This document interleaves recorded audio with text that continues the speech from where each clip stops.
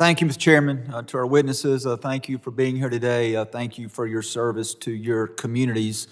Before I begin, I would like to issue my condolences to the family of Sarah Beckstrom, who passed away just over a week ago as she was patrolling the grounds outside of the White House and what can be described as nothing more than a premeditated attack from the gunman in that case. And also, I want the family of Andrew Wolf to know that our prayers are with him as he tries to recover from the gunshot wound that he suffered.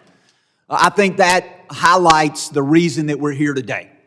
The attack that we saw after this hearing had been announced, but before these witnesses were convened today, of the animosity that we see toward law enforcement. And look, we can point to other incidents. It's not just the attack that we saw in Washington, D.C. Just looking back over the 6 months, we saw on July 4th the attack at the Prairie View ICE detention facility, in which we had an officer who was killed, an officer who was struck in the neck, and we had 9 individuals who have been indicted for their attack on that facility. We know that less than a week later, there was an attack on a U.S. Border Patrol facility in McAllen, Texas. We know that on September 24th, there was an attack at a Dallas facility, an ICE detention center, in which we had 3 detainees who were shot, 2 of which died. And so we have a track record, we have a history of looking and seeing that what we are talking about is extremely important. We have individual acts that can back up the reason for this hearing. Now, Mr. Hughes, Mr. Thompson, and Mr. Yost, each of you in your opening statement and your written statement, you talk about the rhetoric that is being used. I will summarize very quickly, just take out bits and pieces of your testimony. Mr. Hughes, you say that the rise in targeted violence and the corrosive rhetoric directed at public servants have created an atmosphere that jeopardize officer safety and erode public trust. Mr. Thompson, you say violence against law enforcement is rising sharply in record high assaults and officer shooting. This trend is fueled by growing anti-law enforcement rhetoric. Mr. Yost, you say the same thing. You talk about violent and hateful rhetoric, if left unchallenged, leads to physical violence, and that we have seen it happen on a widespread basis in the profession of law enforcement. And so I want to, for just a second, I want to talk about some of those statements. We can talk about those in abstract, but I want to talk about those and some of the statements that I found in doing a very brief research on this topic. Governor Pritzker claimed the country is becoming Nazi Germany because ICE is grabbing people off the street and disappearing them. Representative Crockett compared ICE to slave patrols. Representative Garcia referred to ICE as thugs.